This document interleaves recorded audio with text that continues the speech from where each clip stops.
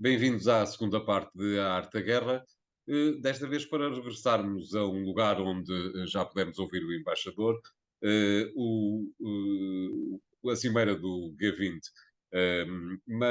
ou G20, para lhe pedir, embaixador, que nos fale um pouco daquilo que lhe parece ser um, um mimetismo, uma espécie de mimetismo, parece-me que patrocinado pelos Estados Unidos, que juntamente com a Arábia Saudita, a Índia e a União Europeia pretendem fazer um corredor comercial com uma ligação ferroviária entre vários portos e ligações marítimas, dado que estamos a falar de portos, que tem tudo para se assemelhar muito àquilo que era a Rota da Seda chinesa proposta há 3 anos atrás.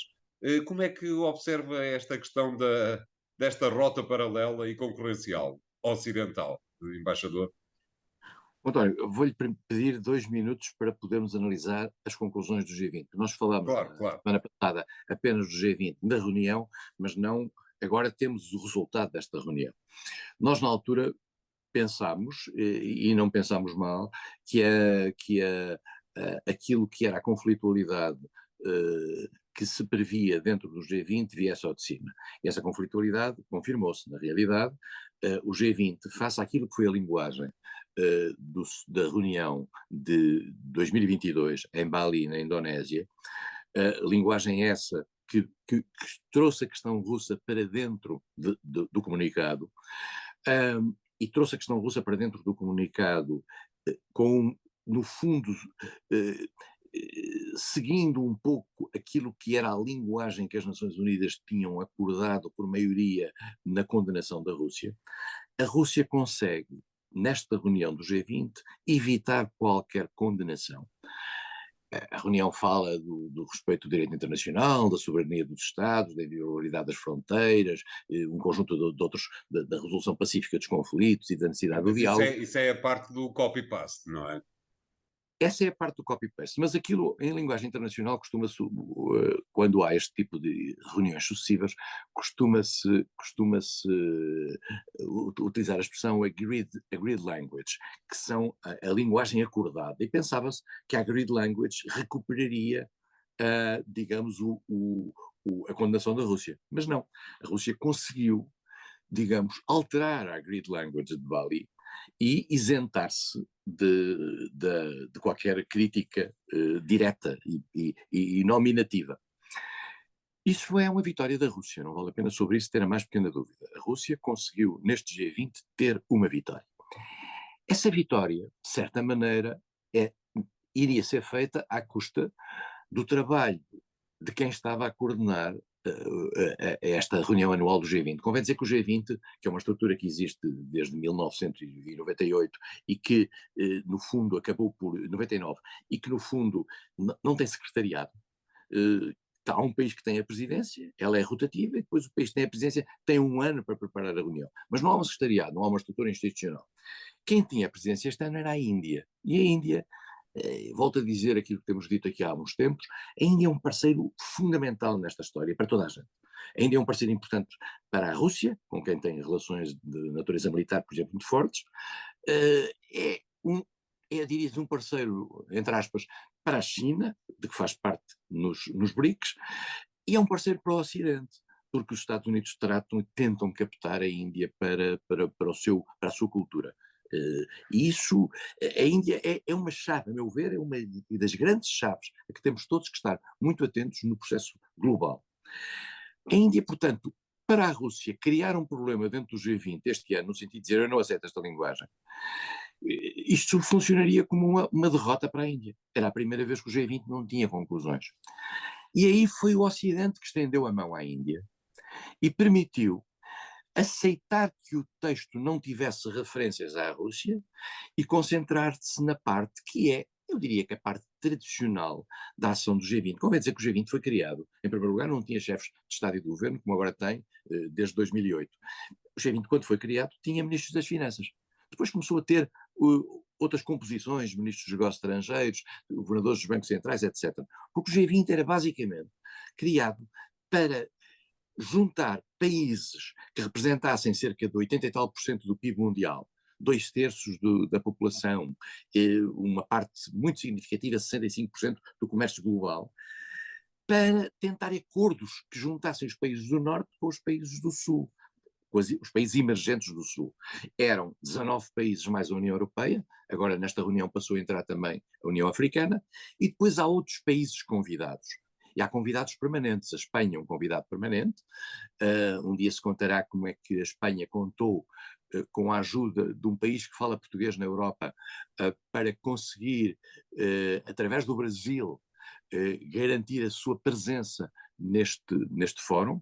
A Holanda é também um convidado permanente, mas há países que querem entrar para este grupo. A Polónia quer entrar para este grupo, porque acha que tem uma economia, por exemplo, muito superior à economia da Argentina, que já faz parte do G20. E, portanto, como não se pode tirar países do G20, pela simples razão de quando entram já não se podem tirar, o declínio económico de cada um desses países não configura mudanças institucionais. Portanto, só se pode juntar países que, entretanto, tenham chegado. E, portanto, o G20, a certa altura, com a entrada dos chefes de Estado e de Governo, a partir de 2008, passou a ter uma linguagem política. Quando essa linguagem política entra em conflito com aquilo que é a divisão do mundo que hoje existe, o G20, digamos, empata as duas linguagens. Eu diria que Bali foi o último momento em que o G20 ainda teve alguma. O texto de Bali, aliás, é um texto complicado, que diz a maioria dos Estados acha que é uma coisa que normalmente nas organizações que decidem por unanimidade este tipo de linguagem não se aceita, o que significa que a Rússia foi obrigada a aceitá-la, já não foi obrigada agora. Portanto, neste G20, a Rússia safou-se, vou utilizar uma expressão simples, seguramente com a ajuda da China. Eu pergunto-me mesmo, António, voltando atrás e numa teoria da conspiração, se não teve a ajuda de alguns países que quer a China, quer a Rússia, deixaram entrar para os BRICS, agora, recentemente, e se esses países não ajudaram, digamos, a este resultado final do G20. Ao lado do G20 surgiu aquilo que o António disse, que é um projeto de desenvolvimento de infraestruturas lançado com dinheiro dos Estados Unidos, da Arábia Saudita, da Índia e dos Emirados Árabes Unidos, que são um tradicional aliado dos Estados Unidos, mas que curiosamente entraram para os BRICS. Quer dizer, convém também ver isto com esta configuração. E, portanto, no fundo, este projeto é um projeto de competição, claramente, com a nova Rota da Seda que a China quis montar. Só que a nova Rota da Seda já está em funcionamento há muitos anos, há bastantes anos. Isto é só um projeto. Portanto, a lógica é uma lógica similar, mas é só um projeto. Vamos ver agora, quando chegarmos às coisas de fundo, se por aí vamos. Acho que aparentemente tem alguns interesses, peço desculpa por interromper, embaixador, há alguns interesses, digamos que regionais, que estão a tentar ser associados a esta nova rota. Creio que, por exemplo, um dos exemplos que é capaz de ser possível ter como juntável a esta infraestrutura maior é o corredor do Lobito, onde os Estados Unidos dizem que estão interessados em gastar dinheiro para o colocar em funcionamento como um corredor topo de gama. Os países em vias de desenvolvimento e para as economias mais frágeis, tudo que vier à rede é peixe. Isto é, Exatamente. se aparecem financiamentos que sejam positivos para o seu desenvolvimento, eles apanharão, quer venham da nova Rota da Seda, quer não. A nova Rota da Seda tinha uma característica e que não foi ainda discutida relativamente a este novo projeto, que era os investimentos não tinham qualquer condicionalidade, isto é, não havia respeito pelos direitos humanos, nem nada. Eu presumo que este também não pode ter, porque tem lá a Arábia Saudita.